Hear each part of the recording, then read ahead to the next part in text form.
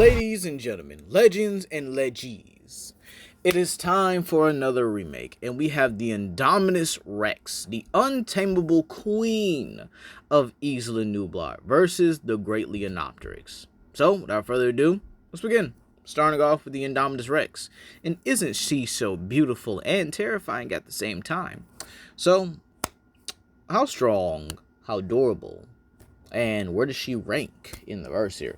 Believe it or not, I still think Indominus Rex might still be on top here, in all honesty. See, the Indominus Rex was able to kill an Apatosaurus, a herd of Apatosaurus as well here, with these guys still being able to fight against the Carnotaurus and the Allosaurus, which actually do have some building level feats here. The Indominus Rex was also able to go toe-to-toe and contend with the likes of Rexy. Now, Rexy, in her prime, was able to smash through trees, smash through her fence as well here, and a metal fence, mind you. And well, she was also able to I know there's one more feat I am looking for here. I'm trying to say here. Oh, she also has statements of being the strongest Rex in the verse, meaning she would upscale the likes of Big Edie, Little Edie, Buck, Doe, and the bull here. And considering the sheer fact that Big Edie has been able to go toe-to-toe with JP3 Spinosaurus, or Snock if you will here, with Snock being able to bust through a rusted and old metal gate, still a very, interesting and viable feat here, and was able to tear apart a plane with its claws and jaws, mind you, I still think it would count and solidify itself as a building level feat, okay? Then you also have the fact that Buck himself was able to damage a bus with just a shove. Like, this wasn't even, probably not even a casual or a trying shove here. And he dented the bus horrendously. Like, I wonder if there's insurance for that. Like, do they have dinosaur insurance in that? Because, I think it kind of sucks just kind of living in the world with dinosaurs. And, you never know when you're just going to randomly get eaten by a whole carnivore or something like that, right? So, with that being said here, the Indominus Rex should easily be around the building levels of tiers, or building level of power, excuse me. The Indominus Rex should also be able to move at subsonic speeds or react at subsonic speeds because she was able to catch velociraptors who were actually outspeeding a motorcycle. Then, the sheer fact she has camouflage and heat sensing.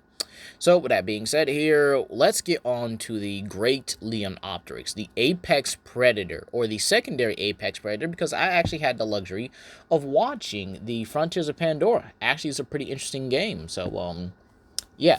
So, with that being said here, how strong is the great Leonopteryx? Well, I could actually get it to building level pretty easily because of its showing of being able to toss around and even being able to slice through helicopters, both in concept art and within the sheer fact that we saw in the movie, it grabbing these kind of helicopters here and just throwing them with little to no difficulty. Now, we do not have an estimated weight upon these helicopters here, but considering they are militaristic helicopters and they're known as a SA-2 Samson utility rotorcraft here, and unfortunately, with us not having a actual weight for these kind of helicopters here, not sure really why here, so I'm going to use the average weight for most of these helicopters out here. And considering it is a futuristic helicopter as well here, we could likely scale it above some of the more heavier ones here that actually range from 24,000 to all the way to 500,000 or 50,000, excuse me. So with that being said here, getting those to tons, you would actually have a 25-ton capacity. These helicopters should definitely upscale it because not only they're futuristic, they're militaristic as well here. However, that's not where it ends here, as we actually have a bit of lore or game implications here from the Frontiers of Pandora about the other predators here. And this guy is second fiddle to the Thanator, the Great Leonopteryx here, and that would actually be the Thanator. Then we have the Storm Glider, who scales above the Great Leonopteryx. However, the Great Leonopteryx is actually able to fight this off here. Now, for the Thanator would actually scale to Tyrannosaurus Rex here, and this is actually pretty impressive here because Tyrannosaurus Rex actually does have building level scaling, and we're actually talking about the paleo accurate Tyrannosaurus Rex, not the casual fodder one that we all know and love here. So believe it or not, Tyrannosaurus Rexes here are actually pretty powerful here. Now I'm not saying, oh well, what about what Golgi Center said here? Again, you guys know how I feel about Golgi Center. They're not really accurate when it comes to scaling. But yes, a paleo accurate Rex here with the amount of information we have today here is just very, very interesting here. And I will be talking about the Indominus Rex being able to take about, or to, you know, take down Brachiosauruses, Apatosaurus, and whatever. And that kind of goes into the whole herbivore mistreatment that Jurassic World simply has. And again, I will get into that by the end of this video.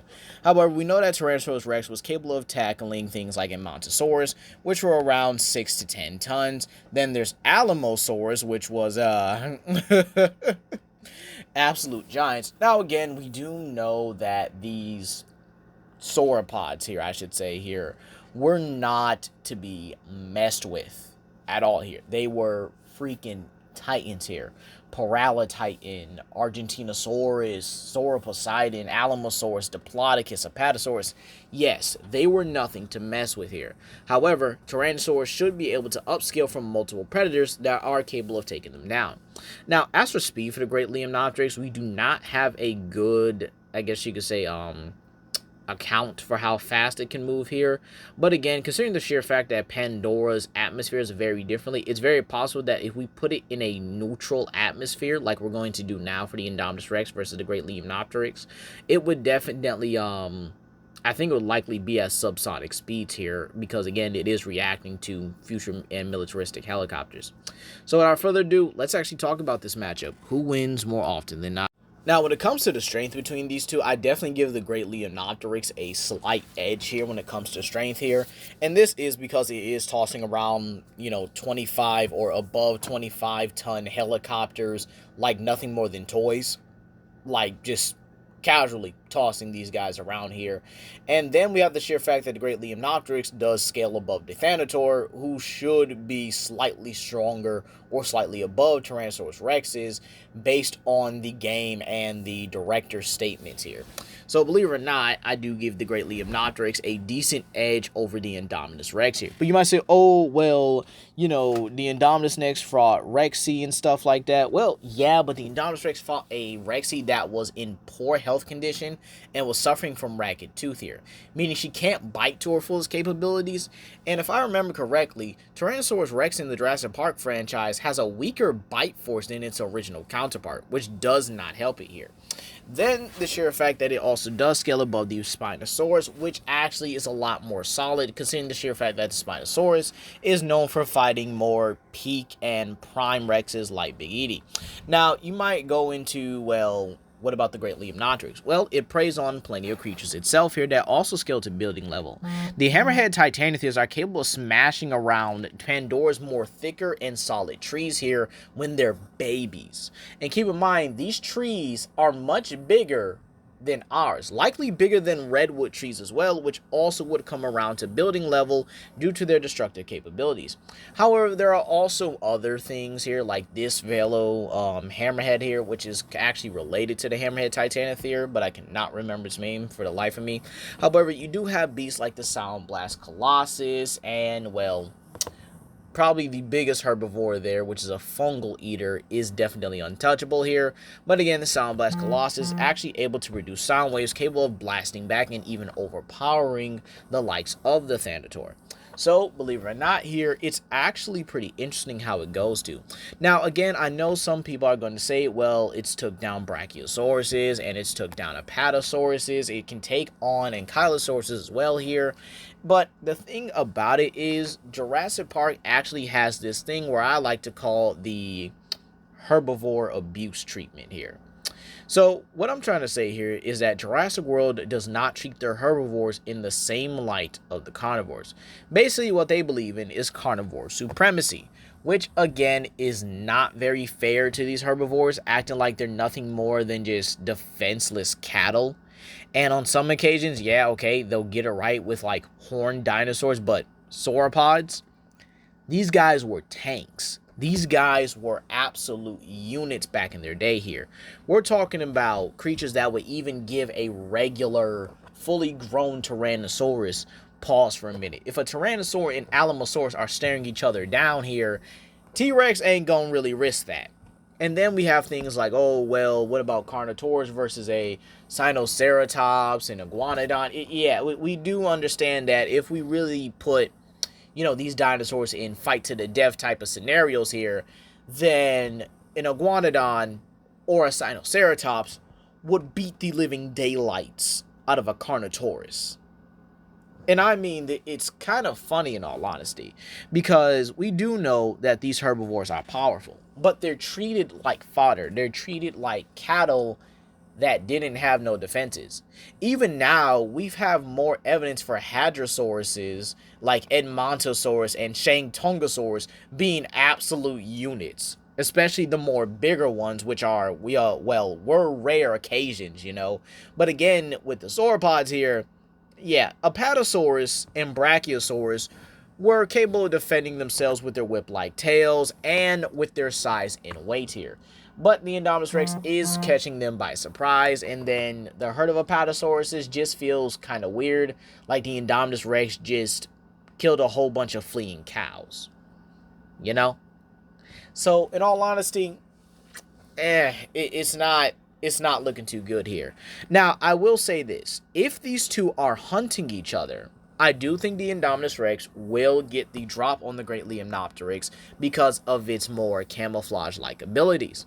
However, due to the sheer fact that the Great Leonopteryx is more than likely still capable of winning that and even giving the Indominus Rex life-threatening injuries thanks to its talon and jaws, I'm still going to give it to the Great Leonopteryx, albeit you can actually make the argument that both of them do kill each other at the end of the day here.